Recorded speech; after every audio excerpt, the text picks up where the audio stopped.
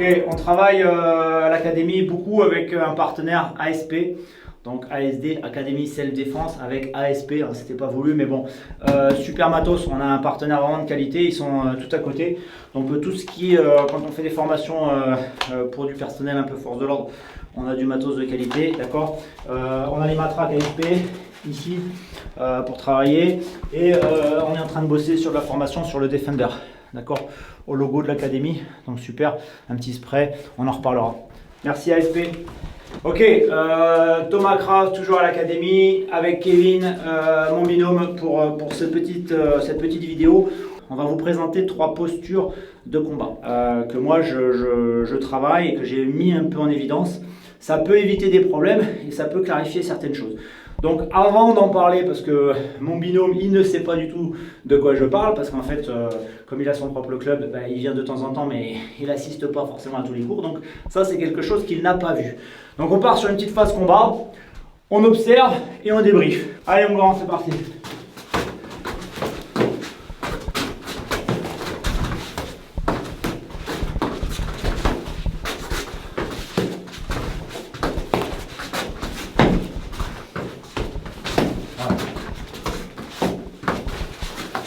Ouais, bien.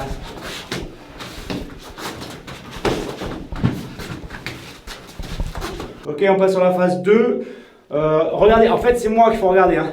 Pas tellement Kevin qui est pas trop au courant de mes attitudes, comment elles vont changer. Donc c'est surtout au niveau de mes attitudes à moi qu'il va falloir regarder comment ça change.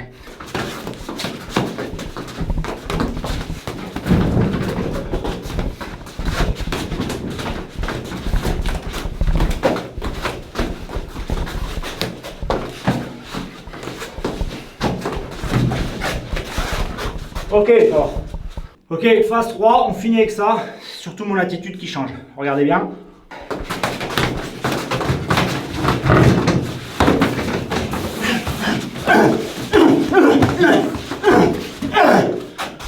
Ok.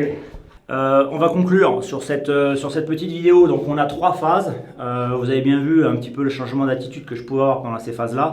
Donc juste pour faire simple, la phase 1 c'est de la gestion, d'accord. Je suis avec un gars qui travaille, il a fait du championnat, un championnat de France en sanda, etc. Lui, il maîtrise bien la partie sport avec toutes les techniques. Bon, je vais être dans la gestion avec lui. En termes d'agression, c'est pareil. C'est-à-dire que je peux être dans la gestion, c'est une histoire d'une place de parking, c'est une histoire de place de cinéma, tu t'embrouilles avec un mec. Tu peux rester en phase 1, c'est-à-dire gérer, ne pas être touché, ne pas aller le toucher trop sévèrement pour avoir des réponses juridiques derrière qui vont te foutre dans la merde. Donc la phase 1, c'est ça, c'est de la gestion. Je gagne du temps, je l'observe, je reste dans la distance. Donc en fait, techniquement, tu as vu, tu bouges, on reste dans la distance. Ça, c'est la phase 1. Phase 2, on change de contexte. C'est pas tout à fait la même chose. Là, j'imagine plus un mec qui veut rentrer chez toi. Donc en fait, tu viens d'ouvrir la porte d'entrée et il y a un mec qui rentre dans le couloir, tu vois, agressif. Bon, peut-être c'est gouré d'appart, peut-être c'est à toi qu'il en veut, tu sais pas. Le problème, là, tu vas pas être dans la gestion, là, tu vois, parce que derrière, il y a ta famille. Donc là, en fait, il faut qu'il fasse marche arrière, le mec. Donc là, je suis sur la marche avant, je suis beaucoup plus agressif, beaucoup plus incisif. Je suis plus dans la gestion. Il faut qu'il aille en arrière. Il faut que je sois hargneux. Il faut que je sois très efficace là. Donc marche avant. Marche avant, c'est un peu le mot d'ordre sur la phase 2. Ça rend du tout le contact beaucoup plus rude pour lui. Il est beaucoup plus sur la défense. Vous observerez que lui, il a été à un moment donné obligé de gérer en haut, en bas, se déplacer. Et c'est moi qui vais toujours en avant, quoi. Je le laisse pas s'exprimer. C'est ça la phase 2. La phase 3. C'est un peu la phase ultime, on va dire. Là, c'est à travailler avec des gens qui sont sereins dans leur tête, quoi. Parce que la phase 3, c'est je vais au bout de ma démarche, en fait, dans ma pratique. Le contexte, voilà, moi je vois Francis Holm, tu vois, la main sur la poignée de porte de la chambre de ma fille de nuit, quoi. Donc je suis là, j'ai entendu du bruit dans la baraque, j'arrive avec ma lampe et je vois ça, quoi. Donc avec un tisonnier ou un couteau à la main, quoi. Forcément, le contexte est tellement différent, tu peux pas être dans la gestion là, hein.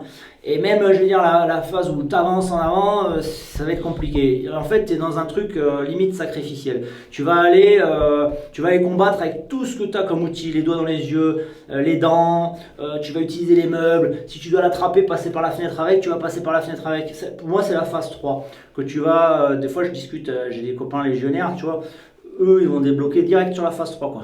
Il n'y a pas de une, deux. C'est voilà, quand il y a un ennemi en face, ça déclenche. Le policier ne pourra pas faire ça, tu vois. Le civil, il ne pourra pas faire ça. Donc compliqué, dépend du contexte. Donc parlez, quand vous êtes en entraînement avec quelqu'un, sachez que la plupart du temps, on est en phase 1. Après, on peut passer en phase 2 quand on est avec un mec équilibré et qu'on sait que ça ne va pas dégénérer, tu vois.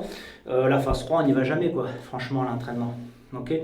Donc c'est bien de détailler tout ça, travailler sobrement, travailler en sécurité, mettez les protections adaptées à chaque fois évidemment, et puis voilà, au moins vous aurez un petit peu les paliers quoi. Allez, à la prochaine, salut.